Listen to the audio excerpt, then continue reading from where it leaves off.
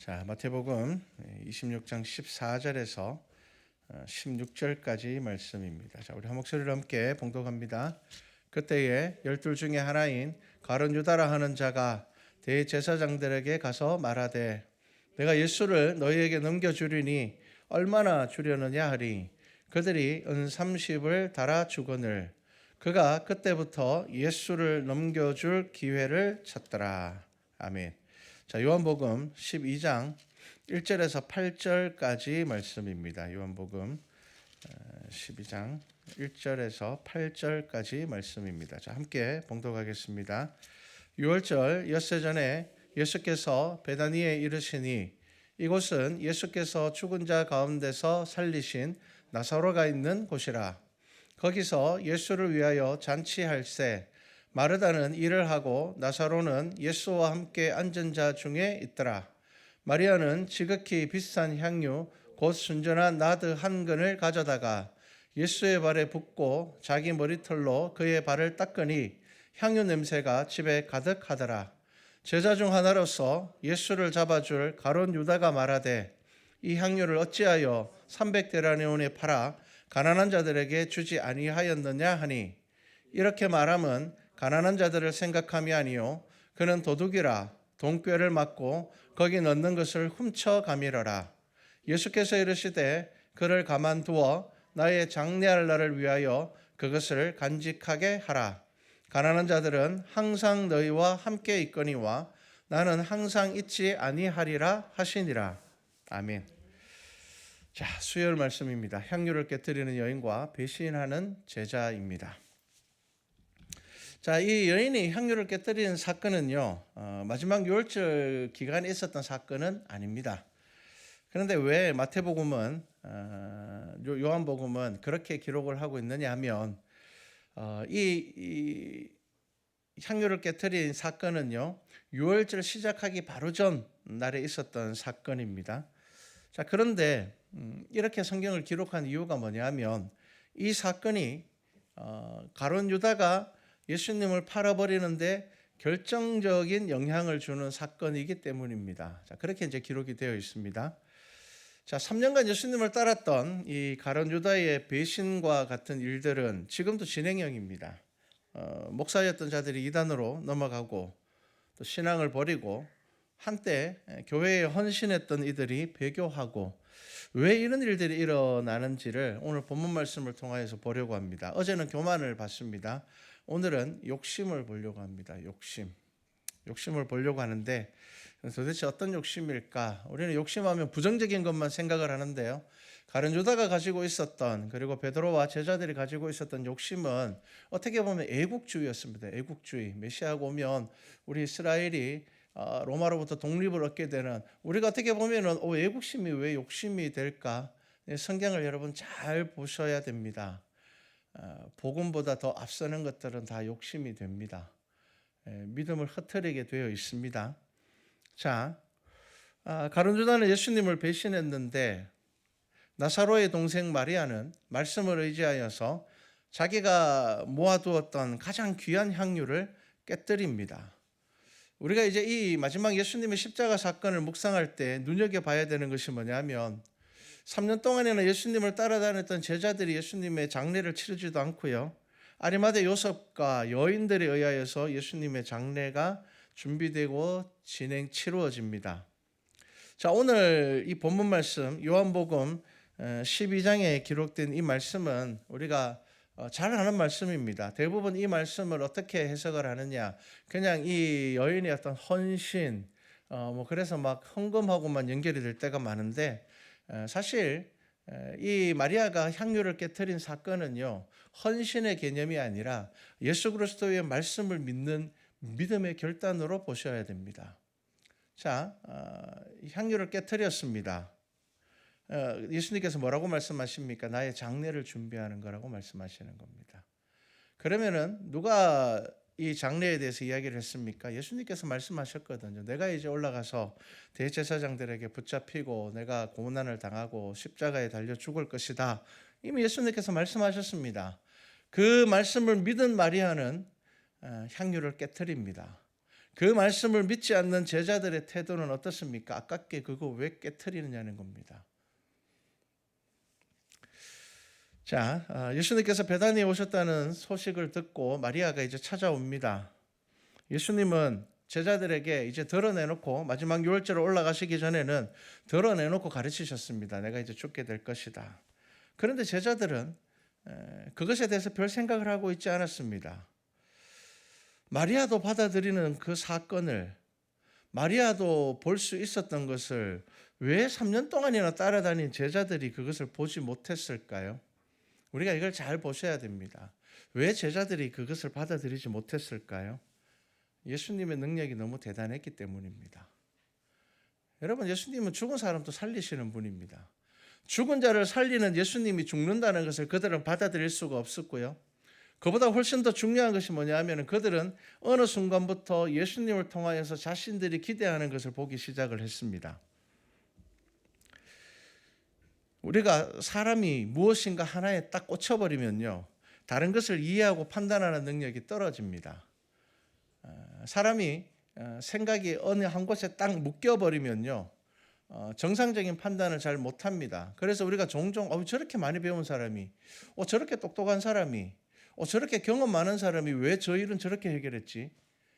대부분 그런 문제들은요, 그 사람이 어느 한 가지 일에 딱 꽂혀버렸기 때문입니다. 예수님을 만난 바울이 빌립보서 3장 8절에 이렇게 고백합니다. 또한 모든 것을 해로 여김은 내 주 그리스도를 예수를 아는 지식이 가장 고상하기 때문이라. 내가 그를 위하여 모든 것을 잊어버리고 배설물로 여김은 그리스도를 얻고 그 안에서 발견되려 함이니. 여러분, 이 말씀은 사도 바울이 자기가 지금 예수 그리스도를 만나고 난 다음에 삶이 어떻게 바뀌었는지에 대한 아주 분명한 고백입니다. 무슨 말입니까? 내가 예수 그리스도 안에서 내가 나를 발견하기 위해서는 예수 그리스도보다 훨씬 더 중요한 것들을 버려야 한다는 겁니다. 그거 붙잡고 있으면 내가 예수 그리스도를 만날 수가 없다는 겁니다. 예수 그리스도 안에서 나를 발견할 수가 없다는 겁니다. 가장 중요한 것이 예수 그리스도가 되어야지, 그 외의 것들을 버려야지 비로소 내가 예수님을 만날 수가 있다는 겁니다. 여러분, 믿음이라는 것은 뭐냐면 가치관이 바뀌는 놀라운 사건입니다. 여러분, 예수님을 믿는다는 것은 그냥 단순히 세상 살아가면서 그냥 신이 있지, 이게 아니라 예수 그리스도를 믿는다는 것은 가치관이 바뀌는 일이고요. 가치관이 바뀐다는 것은 무슨 말인가 하면은 이전에는 내가 이런 상황에서 이렇게 했다면 이제는 그렇게 행동하지 않는다는 겁니다. 가치관이 바뀌었기 때문입니다. 예전에는 내가 어떤 상황에서 이것을 더 좋은 것으로 내가 결정을 했다면 가치관이 바뀌면은 그 좋은 것이 바뀌어 버린다는 겁니다. 그래서 여러분, 예수를 믿는다는 것은 그 삶이 변화된다고 표현을 합니다. 처음에 제자들은 투박하지만 순수했죠. 열정이 막 넘쳤습니다. 그러니까 그물과 가족들을 두고 막 예수님을 따라갔죠. 그런데 그런 제자들이 시간이 지나면서 예수님만 바라보고 예수님을 따라갔던 제자들이 시간이 점점 지나면서 예수님 뒤에서, 등 뒤에 서서 예수님을 보고 환호하는 군중들을 보게 되었습니다. 군중들은 점점 많아졌습니다. 이 제자들이 내려놓았던 욕심이 다시 자라나게 됩니다. 사단은 그것을 그냥 두지 않습니다.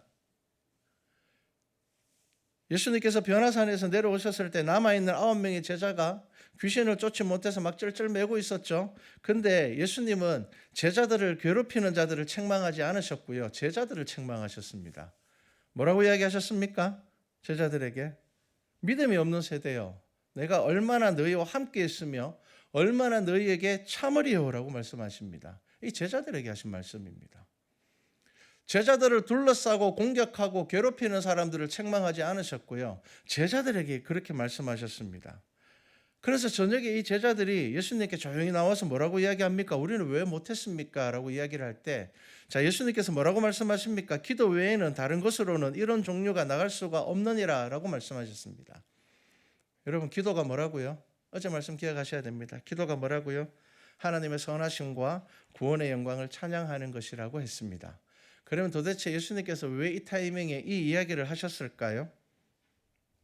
그들의 마음에 하나님이 아닌 자신들의 욕심과 자신들의 계획이 자리 잡기 시작했다는 겁니다.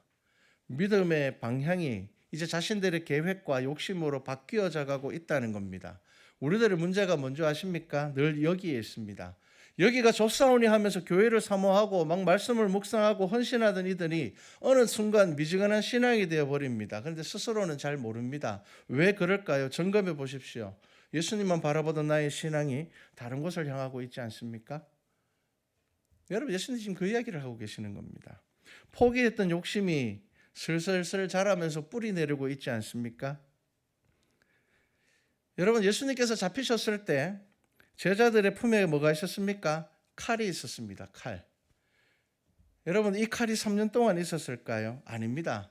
예수님의 제자들 중에서 몇몇은 역사적으로 극단적인 민족주의자였다라는 것이 기록이 남아 있습니다. 대표적인 인물이 가룟 유다와 베드로입니다. 그들은 민족주의자였습니다. 극단적인 민족주의자였습니다. 그런데 그러면 왜 그들이 어부가 되었을까요? 너무나도 강대한 로마 제국에 대한 이 저항이 의미 없음을 알고 그들은 어부로 돌아갔습니다.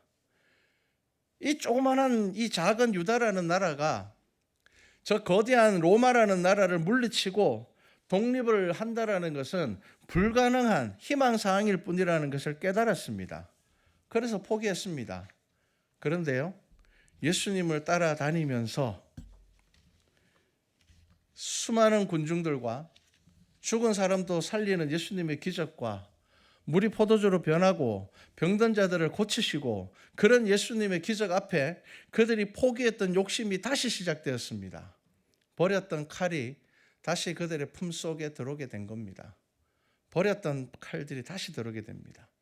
여러분, 성경에는 굉장히 난해한 구절들이 몇 군데 있습니다. 그 중에 하나를 함께 보시겠습니다. 여러분, 누가복음 22장을 한번 찾아보십시오.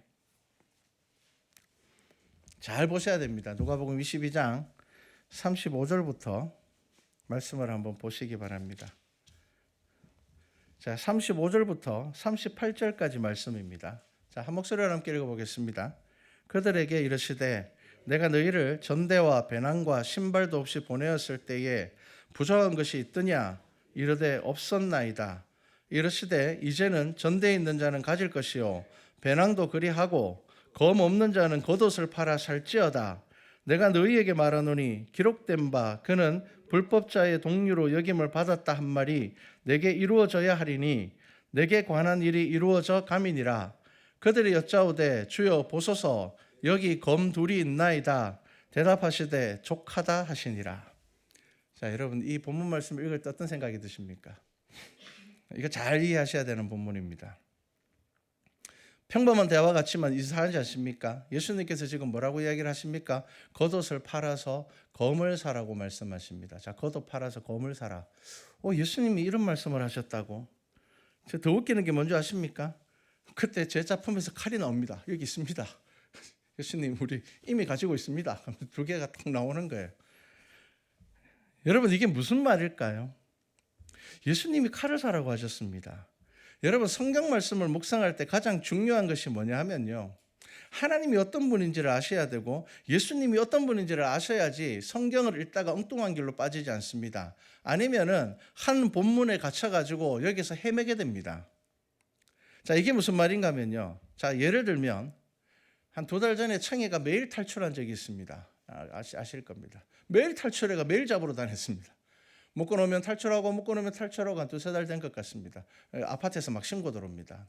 놀이터에서 웬 흰 개가 막 애들이랑 미친 듯이 놀고 있는데 그럽니다. 그래서 제가 이제 그 개를 청이를 잡으러 몇 번 갔어요.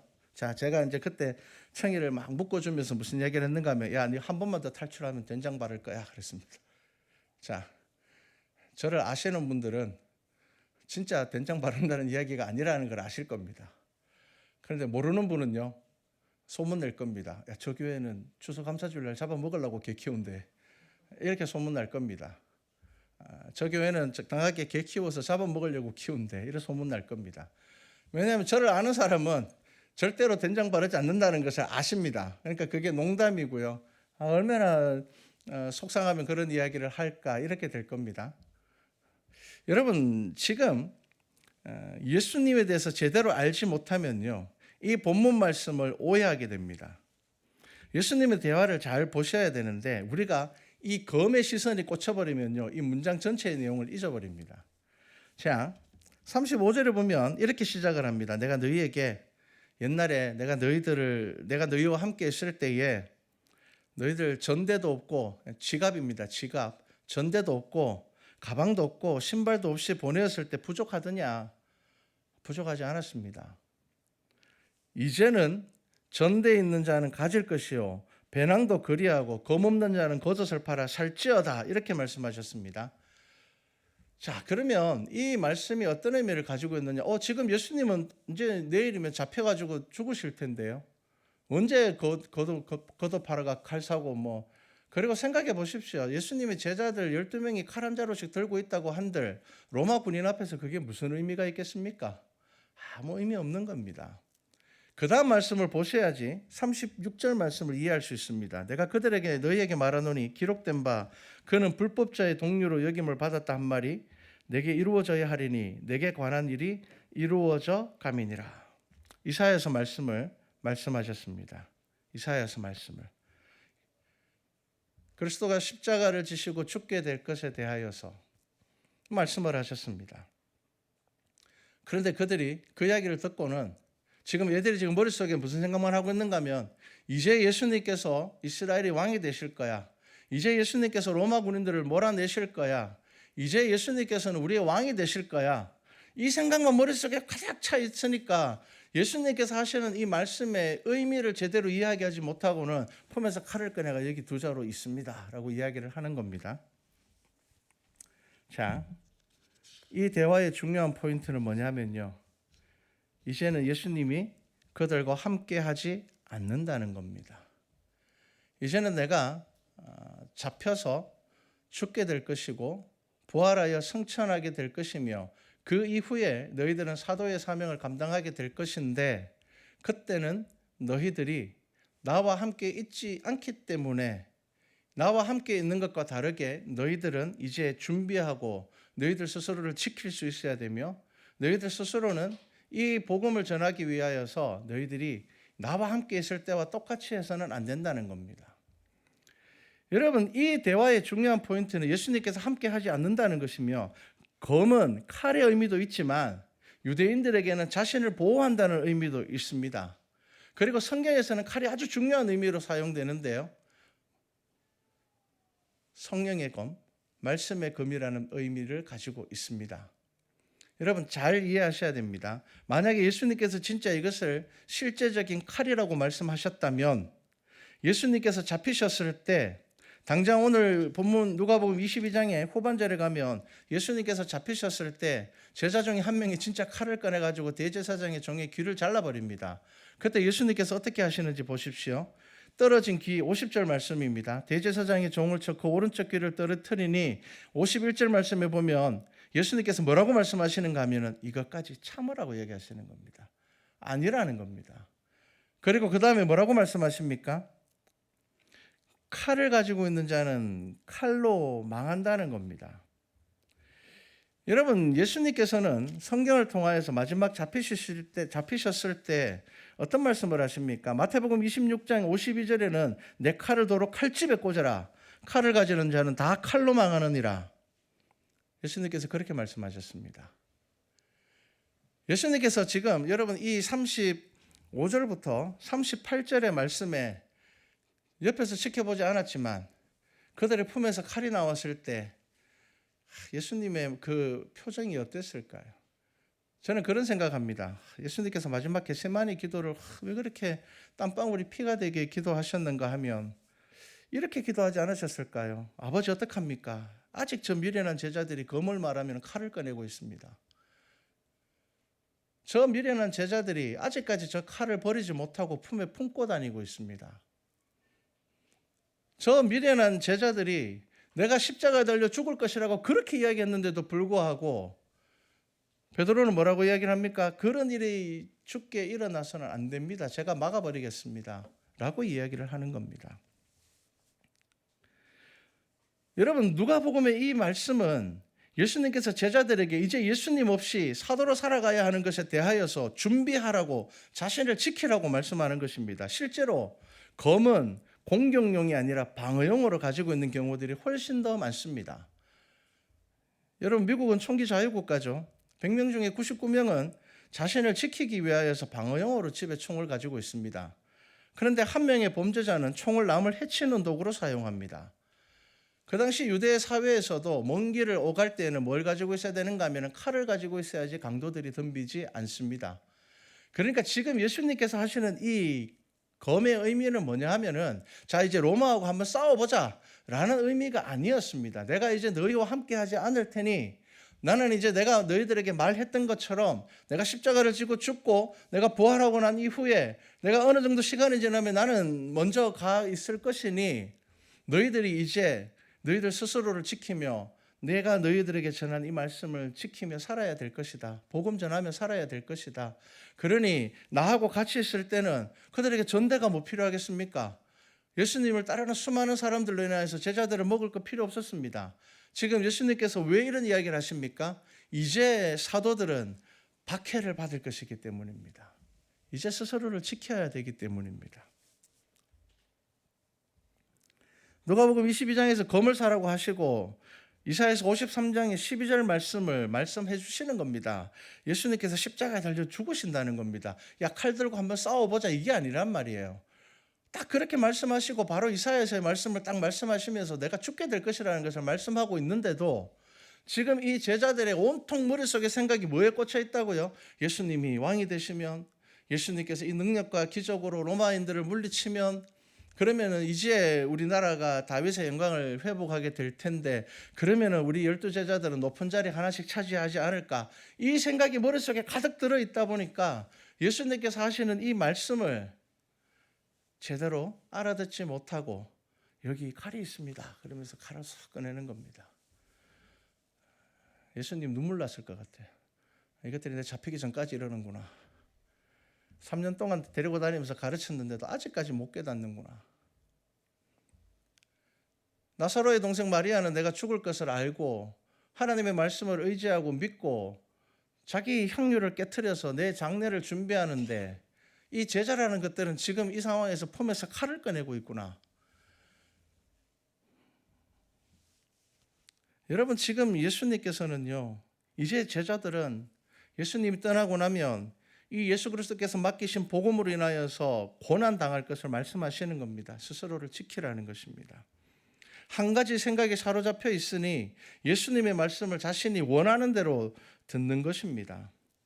예수님께서 잡히신다고 이야기할 때 베드로의 반응이 뭡니까? 절대로 이런 일이 일어나지 않을 것입니다.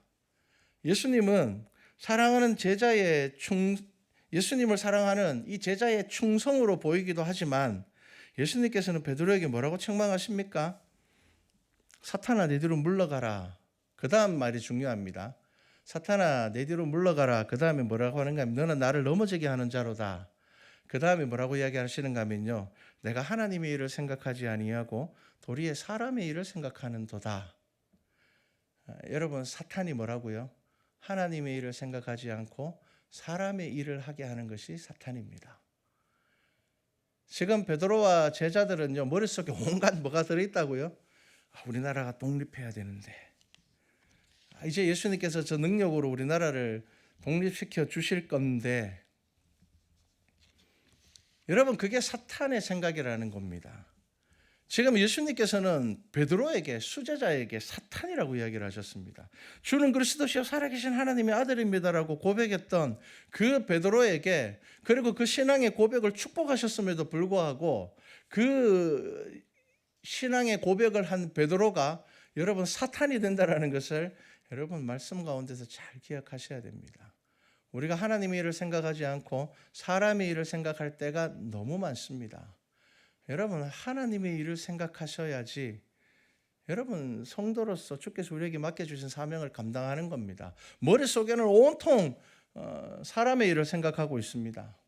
머릿속에는 온통, 지금 예수님의 제자들은 머릿속에 온통 뭐가 들어있는가 하면 이제 예수님께서 이제 로마 군인을 물려쳐 주실 거야. 예수님께서 그렇게 내가 6월절을 이제 올라가서 십자가에 달려 죽을 거라고 그렇게 이야기를 하셨는데도 불구하고 그걸 못 알아듣고 예수님께서 왕이 되실 거야.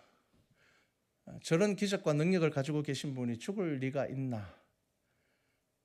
그러면서 사람의 생각에 사로잡혀 있는 겁니다. 여러분, 사람의 일을 생각할 때 예수님께서 사탄이라고 얘기해요. 너 사탄이야. 네가 하나님의 일을 생각하지 않고 네 머릿속에 온통 사람의 일을 생각하고 있는 거야. 네가 하나님 믿는다고 이야기하면서 머릿속에는 온통 어떻게 하면 내가 남들보다 더 잘 살지? 내가 어떻게 하면 성공하지? 내가 어떻게 하면 남들보다 높은 자리에 올라가지? 내가 어떻게 하면 세상에서 조금 더 성공할 수가 있을까? 온통 사람의 생각만 가득 차 있게 된다면 여러분, 예수님께서 그런 베드로를 향하여서 사탄아 내게서 물러가라라고 말씀하시는 겁니다. 여러분, 세상의 일에 무관심하라는 이야기가 아닙니다. 뭐가 중요한지를 알라는 겁니다. 십자가를 질 것이라 그렇게 말했음에도 불구하고 예수님 그 일이 절대로 예수님에게 이루어지면 안 됩니다. 이거 누구를 위해서 하는 말일까요? 정말 예수님을 위해서, 예수님을 너무 사랑해서 예수님 죽으시면 안 됩니다. 이걸까요? 그들이 기대하고 바라는 것이 있어서 그럴까요? 예수님 죽으시면 우리나라는 누가 독립시켜 줍니까? 예수님이 죽으시면 우리는 어떻게 됩니까? 예수님이 왕이 돼야지 우리가 제일 높은 자리를 차지할 건데 예수님이 죽으시면 우리는 역적이 돼서 지금 도망 다녀야 되는데 실제로 예수님께서 십자가에 달려 죽으시니까 예수님이 제자들이 빠르게 흩어졌잖아요. 엠마오로 가는 제자가 예수님 만나잖아요. 제가 예수님이면 엠마오로 가는 제자들한테 그렇게 이야기했을 겁니다. 야, 그 당시에 멀리 왔네. 빠르네. 그렇게 이야기했을 겁니다. 근데 예수님께서는 그들에게 말씀으로 그들의 눈을 열어주시고 다시 그들이 예루살렘의 다락방에 모여 기도하게 하셨습니다. 예수님의 제자들은요, 예수님을 통해 자신들의 것을 기대하고 그러면서 그것을 믿음이라고 착각했습니다. 예수님께서는 말씀하신 대로 하나님의 말씀을 이루기 위하여서 올라가시지만 제자들은 듣고 깨닫지 못하고 예수님을 따르는 군중들에게 시선이 고정되어 있고 예수님께서 이때까지 3년 동안 했던 그 기적과 표적에 사로잡혀 있습니다. 예수님이라면 충분히 저 거대한 제국 로마도 무너뜨릴 수 있어. 그들이 보지 못한 게 뭡니까? 결국 로마는 기독교 국가가 되었습니다. 여러분, 자신들을 위해서 예수님을 살리려고 하는 겁니다. 예수님은 자신의 살과 피를 내어놓기 위해서 오르시는데 제자들은 자신들의 기대를 이루기 위해서 지금 따라가고 있는 겁니다. 여러분, 이것이 우리의 신앙에 흔하게 일어나는 부조화 아닙니까? 성경은 성도가 하나님을 위해 깨닫기 위해서 기록된 게 성경인데 우리는 성경을 통하여서 와, 이런 일까지 하시는 하나님, 제 소원도 하나 들어주십시오, 이렇게 되는 겁니다. 와, 하나님 홍해 가르는 거에 비하면 저 로또 번호 가르쳐 주는 건 별거 아닌 것 같은데, 이렇게 되는 겁니다. 여러분, 그 믿음이 하나님의 은혜를 누리겠습니까? 예수님이 제자들에게 던진 질문, 그 우리에게도 던지는 질문입니다. 대답하셔야 됩니다. 너희는 나를 누구라고 하느냐? 너희는 나를 누구라고 하느냐? 솔직하게 대답해 보십시오. 주님은 나의 소원을 이루어줄 도라에몽입니다. 그 서랍에 있는 거 좀 꺼내 주십시오. 서랍 안에 뭐 계속 나오던데 다른 사람만 주지 마시고 저도 좀 주십시오. 나의 감정적인 어떤 만족감을 주시는 분입니다. 여러분, 대부분 이런 믿음에 머물러 있는 겁니다. 그러다 보니까 어떡합니까? 저 사람은 기도해서 응답 받았다 그러는데 내가 기도해서 응답 안 받으면 나는 실망하는 겁니다. 하나님 저한테 왜 그러십니까? 제가 뭐 잘못했는지 알려주시면 제가 고치고 다시 기도하겠습니다. 주는 그리스도시요 살아계신 하나님의 아들입니다라는 고백을 한 베드로도 사탄이 됩니다. 예수님께서는 베드로의 그 신앙의 고백에 복을 주십니다. 이를 내게 알게 하는 혈육이 아니요 하늘에 계신 내 아버지시니라 라고 말씀하셨습니다. 그런데 지금 그 고백이 베드로의 신앙의 수준이 아니었습니다. 그래서 그거 네가 네 입으로 했지만 그거 네가 한 거 아니야. 그거 아직 네 믿음 아니야 라고 말씀하시는 겁니다. 그래도 너 참 대단해. 그렇게 칭찬하신 겁니다. 그 아직 네가 네 입으로 그 고백했지만 그거 네 믿음 아니야. 그거 알게 하신 이는 내 아버지시 하늘에 계신 내 아버지께서 너에게 그거 알게 해주신 거야. 여러분, 언제 베드로가 이 신앙의 고백이 자기 것이 됩니까? 여러분, 사도로서 순교하게 될 때 그게 자기 믿음이 되는 겁니다. 예수님을 3번 부인하는 그 부끄러운 수치를 지나서 이제 사도로서 그 신앙의 고백이 자신의 것이 되게 하셨습니다. 자라게 하셨습니다. 여러분, 잊으시면 안 됩니다. 저와 여러분 지금도 계속 자라야 됩니다. 우리 아직 멀었습니다. 다 됐다고 생각하면 우리 사탄 됩니다. 다 됐다고 생각하면요, 하나님의 일은 생각 안 하고 이제 사람의 일을 생각하기 시작합니다. 여러분, 하나님의 일을 생각해야 됩니다. 그러기 위해서 우리가 무엇을 배워야 되느냐? 베드로도 그 신앙 고백을 했던 그 순간에 아직 신앙이 완성되어 있지 않았고 여전히 자라야 되는 신앙이었습니다. 우리도 자라는 중임을 잊으시면 안 됩니다. 그렇기 때문에 지금 내 모습에 자책만 하지 마십시오. 믿음은 이 상태로 하나님이 나를 버려두지 않는다는 것을 믿는 것입니다.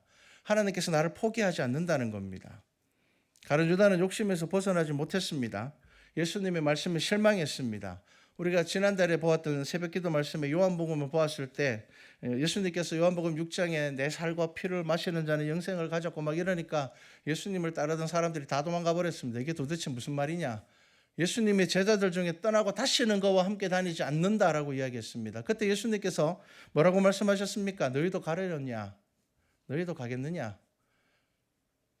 여러분, 제자들이 그때 뭐라고 이야기를 합니까? 생명의 말씀이 주께 있사오니 우리가 어디로 가겠습니까?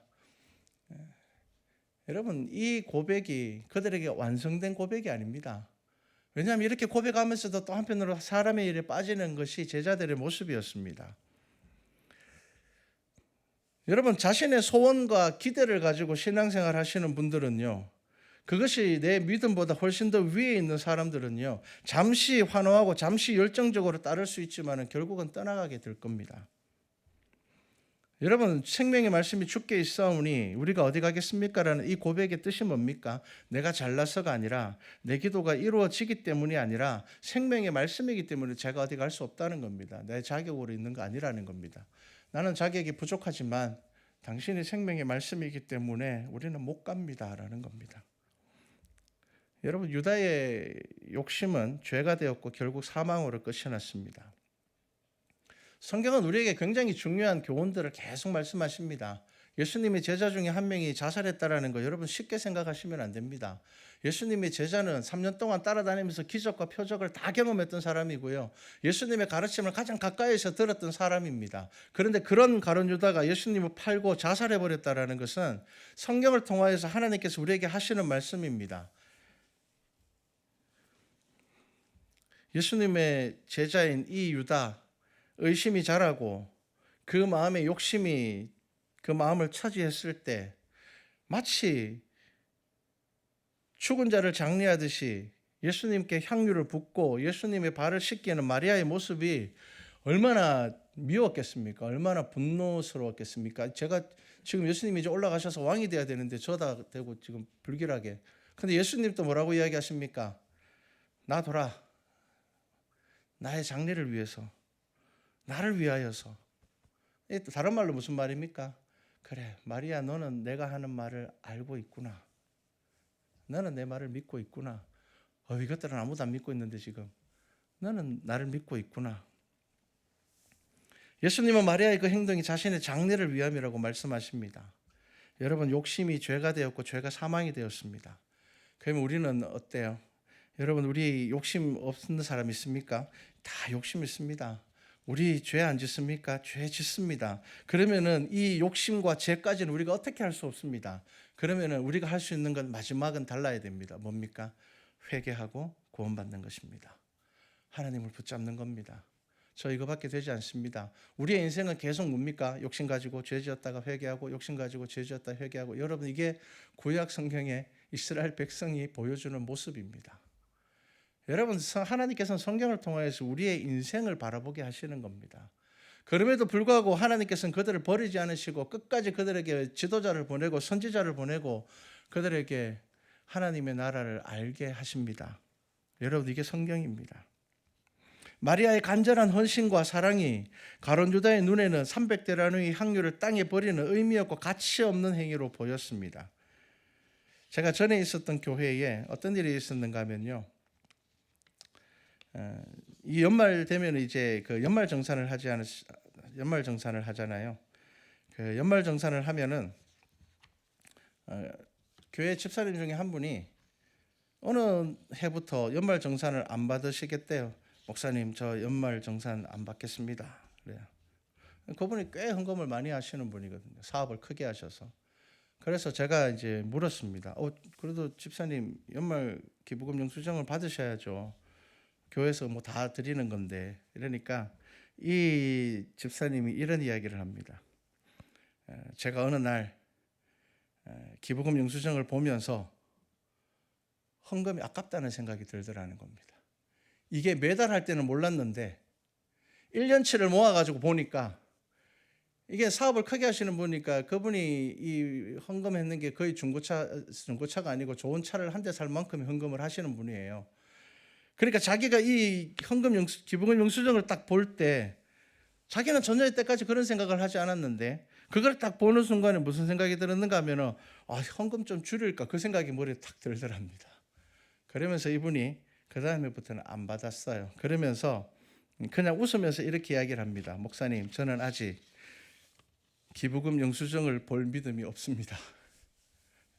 그거 보니까 내가 욕심에 빠지더라는 겁니다. 와, 이 정도면은 헌금 안 하면은 뭐 하나 살 수 있겠는데, 집에 냉장고 바꿀 수 있겠는데. 여러분, 누가 예수님을 못 박는 줄 아십니까?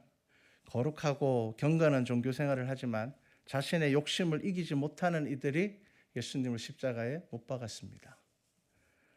여러분, 죄인이라 칭하는 이들은 예수님을 십자가에 못 박지 못했습니다.